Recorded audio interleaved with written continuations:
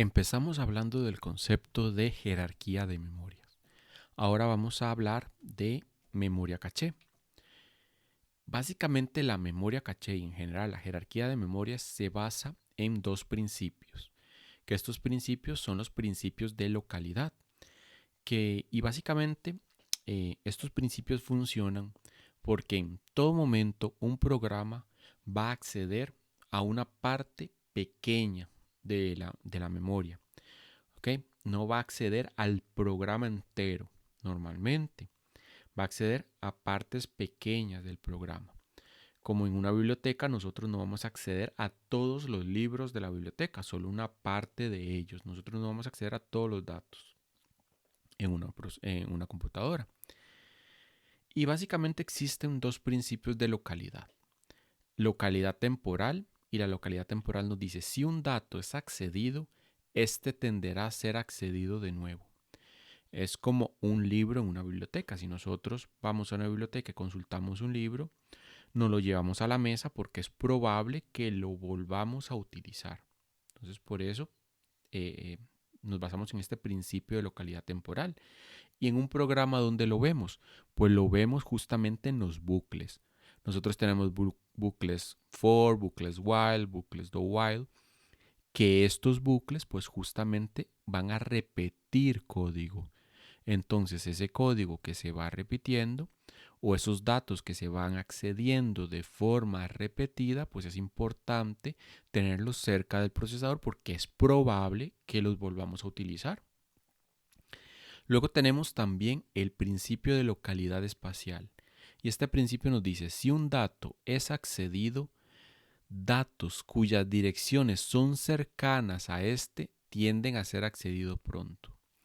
Eso significa, por ejemplo, en una biblioteca, que si nosotros vamos a acceder a un libro, pues es probable que un libro que esté cercano a este también lo vayamos a acceder. Entonces también nos lo llevamos a la mesa. ¿Ok?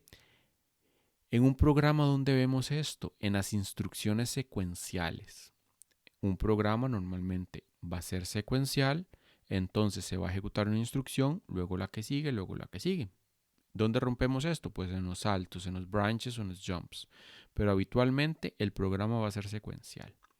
Entonces, un dato que está cercano a un dato que estoy accediendo es probable que lo vaya a acceder.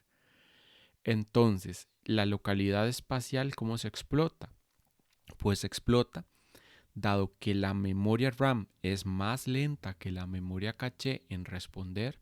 Cuando yo voy a acceder la memoria RAM, no voy a llevarme solo un byte ni solo una palabra. Me voy a llevar un bloque entero. En los procesadores comerciales, normalmente los bloques son de tamaño 64 bytes. Entonces yo me voy a llevar 64 bytes de memoria principal a memoria caché cada vez que accedo a memoria RAM.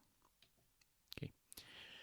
Ahora, justamente, nuevamente, pues la jerarquía va a hacer uso de los principios de localidad para generar esa ilusión de una memoria muy, muy rápida. Y esto nuevamente se debe a que la memoria SRAM es como se hacen las cachés, que básicamente el SRAM significa Static RAM y el DRAM significa Dynamic RAM, pues justamente por esos tiempos, por los tiempos que tenemos y por el costo. Entonces, vean ahí más o menos el costo por megabyte, $300 por megabyte cuesta la memoria caché. No nos resulta tener una memoria caché de 1 terabyte. Es prohibitivo. La memoria RAM, pues nos cuesta $5 por megabyte. Nuevamente, 1 terabyte de memoria RAM, pues no suena tan fácil de pagar para cualquier consumidor, para el consumidor promedio. Disco magnético, pues justamente $0.1 por megabyte. Pues justamente en ese caso sí nos resultaría tener discos grandes. Entonces, por las diferencias de estos tiempos de acceso, de el costo, pues tenemos que implementar esta jerarquía de memorias. Y justamente esta jerarquía de memoria la podemos ver también como vamos a tener el CPU, vamos a tener la memoria caché, que va a ser más pequeña que la memoria RAM, la cual va a ser más pequeña que los discos duros o los SSDs. Y cada uno de estos niveles es un subconjunto del anterior. Esto quiere decir que la memoria caché va a ser un subconjunto de la memoria principal. Entonces todo lo que está en caché está en memoria principal en el mejor de los casos. Y la memoria principal va a ser un subconjunto de el almacenamiento secundario de discos duros y unidades de estado sólido. Vamos a tener esta jerarquía a nivel de subconjuntos. Ahora, ese nivel que está súper cerca del procesador, nuevamente va a ser un subconjunto de una memoria que está más lejos del procesador. Así como un libro es un subconjunto del librero, que es un subconjunto de la biblioteca. Entonces, nosotros vamos a tener que lo que está en caché es un subconjunto de lo que está en RAM, que sería como el librero, y que es un subconjunto de lo que está en almacenamiento secundario, que es como que si fuera en la biblioteca. Ahora, podemos tener varios niveles de memoria RAM, perdón, varios niveles de memoria caché. Podemos tener la memoria RAM, almacenamiento secundario, y los datos se van a copiar únicamente entre niveles adyacentes. ¿Esto qué significa? Yo no voy a pasar algo de almacenamiento secundario, saltarme en la memoria RAM y copiarlo en memoria caché. No, sino que los datos se copian de secundario RAM, de RAM a caché, de caché a RAM y de RAM a almacenamiento secundario. ¿Cuándo se copian en ese sentido? Pues yo puedo tener un dato en memoria caché que yo modifico y ese dato pues yo voy a querer guardarlo luego en el disco duro, por ejemplo. Entonces pues lo guardo en memoria RAM y después lo guardo en el disco duro. Ok, nuevamente, por el principio de localidad espacial, yo no voy a llevarme un byte o 2 bytes, me voy a llevar un bloque. Entonces, la mínima cantidad de información que va a viajar entre memoria RAM y caché va a ser un bloque. Así como si yo voy a la biblioteca, agarro un libro y digo, esta página me interesa, pues no me puedo llevar la página, me llevo el libro entero. Entonces, nuevamente, yo me voy a llevar un bloque entero, que un bloque van a ser varios bytes. Nuevamente, los procesadores comerciales normalmente son 64 bytes. Ok, aquí vienen más conceptos. El concepto de acierto o el concepto de hit. Cuando un dato es accedido por el procesador y se encuentra en memoria caché, se dice que ha ocurrido un acierto o un hit. Y si no está en memoria caché, se dice que es un fallo o un miss. Justamente si se da un fallo, entonces vamos a tener que acceder el siguiente nivel más lejano del procesador para preguntar si el dato está ahí. Más conceptos. Razón de hit es el número de accesos que encontramos en el nivel superior, es decir, en el nivel más cercano al procesador. Tiempo de hit es el tiempo que necesitamos para acceder a ese nivel, el nivel superior, el más cercano al procesador. Entonces, básicamente, eso va a incluir el tiempo para determinar si fue un hit, si fue un miss y de llevar el dato al procesador. Más o menos, ese es el tiempo de hit. Y luego tenemos el castigo de miss, el castigo por fallar. El castigo por fallar va a incluir el tiempo de hit, porque el tiempo de hit es ir al nivel más cercano del procesador y preguntar, ¿el dato está aquí? No está aquí. Entonces ya ese tiempo de pregunta lo consumimos. Y luego vamos a tener que ir al siguiente nivel de memoria a traer el dato. Y pues eso es todo el tiempo, el castigo miss, o sea, hasta que nosotros tenemos el dato y lo llevamos al procesador. Okay. Caché, pues significa un lugar seguro para guardar u ocultar cosas y fue el nombre que se eligió para eso, para el nivel más cercano al procesador. Entonces, pues, aquí tenemos el procesador, aquí tendríamos la memoria caché. Y aquí tendríamos la memoria principal, que normalmente le ponemos por el inglés de main memory. Entonces, nosotros vamos a acceder a la memoria caché y vamos a preguntar si está un dato. Preguntamos por A, está, pues hay un hit. Preguntamos por B no está, entonces hay un miss. Entonces, ¿qué pasa? Hay que acceder al siguiente nivel, buscar ese B, copiarlo en memoria caché y pasárselo al procesador.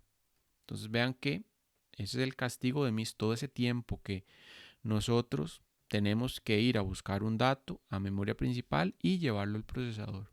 Entonces, aquí pues tenemos que guardarlo en memoria caché. ¿Dónde? ¿Dónde está A o dónde está F? Pues ese es otro tema que se llama políticas de reemplazo. Ese es el último tema que vamos a ver sobre cachés. Entonces, lo vamos a ver más adelante. ¿Cómo elegimos si tenemos que copiar B aquí? ¿Cómo elegimos si eliminamos A o eliminamos F? Porque justamente tenemos solo un espacio para guardar eso. Bueno, en este caso tenemos dos espacios, entonces tenemos que eliminar alguno de los dos. Y ahora viene el último concepto de esta primera parte de memoria caché. Y el último concepto son políticas de escritura. Tenemos dos políticas, write-back o escritura retardada y write-through o escritura directa. Entonces, write-back, ¿qué es? Se escribe en memoria principal solo cuando se va a sustituir un bloque. Write-through se escribe en memoria caché y en memoria principal. Entonces, volvamos a este ejemplo. Entonces, supongamos que el procesador va a acceder a y lo va a escribir. Entonces, lo vamos a poner aquí como en rojo la para decir que es un A diferente. Lo reescribimos. ¿Okay? Entonces, aquí tenemos, en memoria principal tenemos un A viejo. Un A que ya no es igual que el que está en memoria caché. Entonces, esa escritura, para hacerla llegar a memoria principal, hay dos formas. Una forma es write-through, escritura directa. Entonces, cuando yo escribo en memoria caché, cambio el A aquí y a la vez lo cambio en memoria principal. Pues eso resulta ser un poco más lento porque justamente cada vez que modifico un dato de caché, voy a modificarlo en memoria principal. ¿Okay? Tengo la ventaja de que no tengo que preocuparme de que memoria principal tiene una copia vieja y caché tiene la copia nueva. Y si tuviera por aquí otro CPU que va a tener su propia caché, si este CPU quiere acceder a A, pues se lo puedo mandar directamente desde aquí porque tengo la copia más reciente, tengo escritura write-through. ¿Ok? Escritura directa. Desventaja, pues tengo que escribirlo aquí en memoria caché y escribirlo en memoria principal. Eso hace que sea más lento. Ventaja, si otro procesador, otro core me lo pide, pues ya lo tengo. ¿Ok? Eso sería write-through. Write-back o escritura retardada es, pues justamente lo modifico. Nuevamente escribo A, pues lo escribo solamente aquí. Ahora accedo B y mi algoritmo de reemplazo dice, pues tengo que guardarlo donde está A. Entonces, ¿qué tengo que hacer? Uy, yo tengo una copia modificada de A. Entonces, como voy a eliminar A de caché, antes de eliminarlo, lo tengo que mandar a memoria principal para que se escriba ahí. Entonces ya tener la copia modificada allí. Y ahora sí, escribir B aquí. Ya puedo eliminar A porque ya la nueva copia, la nueva versión de A la tengo en memoria principal. Y ya puedo guardar el B aquí para poder accederlo. Tiene la ventaja de que escribo nada más cuando voy a reemplazar un bloque, cuando victimizo un bloque, lo elimino un bloque de caché. Eso se llama reemplazo o se llama victimización. Eliminar un bloque de caché. Se llama eso. Entonces, cuando yo voy a victimizar un bloque, lo escribo en el siguiente nivel de memoria. Únicamente. Ventaja, pues justamente las escrituras se hacen únicamente cuando voy a victimizar un bloque. Entonces puedo acumular en el nivel más rápido varias escrituras. ¿Qué significa eso de acumular varias escrituras? ¿Qué habíamos dicho? Que entre memoria principal y caché yo no voy a pasar un byte. Entonces este A que está aquí realmente son 64 bytes en el mejor de los casos. Eso significa que hay 64 bytes que yo pude modificar. Entonces, pues yo puedo ir escribiendo ahí, guardando escrituras aquí de estos 64 bytes y cuando ya voy a reemplazar esto, escribo los 64 bytes aquí. Puede ser que esté modificando varios de esos bytes. Estoy acumulando esas escrituras o escrituras sobre el mismo byte. Puedo estar escribiendo varias veces sobre el mismo byte. Tenemos esa ventaja. Desventaja, que si yo no tengo nuevamente dos procesadores y tengo la copia modificada en este core, en esta CPU, digamos que está la CPU 0 y está la CPU 1, pues si esta CPU tiene la versión modificada y este solicita A, pues tengo que tener un mecanismo para decir memoria principal no tiene la nueva versión de A, la tiene memoria caché. Entonces, si él la quiere, yo se la tengo que pasar. Yo le tengo que pasar a él el A, porque memoria principal tiene una versión vieja. Entonces, tengo que tener un mecanismo que me permita determinar esas cosas. Esos mecanismos normalmente se llaman mecanismos de coherencia, que es un tema que nuevamente se verá más adelante. Entonces, principios de memoria caché, nuevamente es la memoria más cercana al procesador. Cuando un dato está en caché decimos que es un acierto o un hit. Cuando no está decimos que es un fallo o un miss. Si es un acierto, el tiempo de acceso es menor porque está en una memoria más rápida. Si es un fallo, el tiempo de acceso es más grande porque es el tiempo de consultar y que me digan no está en este nivel de caché, más el tiempo de acceder al siguiente nivel de memoria, que se llama castigo de miss, todo eso. Y tenemos el concepto de dryback y de write-through, escritura retardada o escritura directa. Hasta aquí los principios de caché. Vamos a seguir más adelante con otros conceptos más avanzados de caché.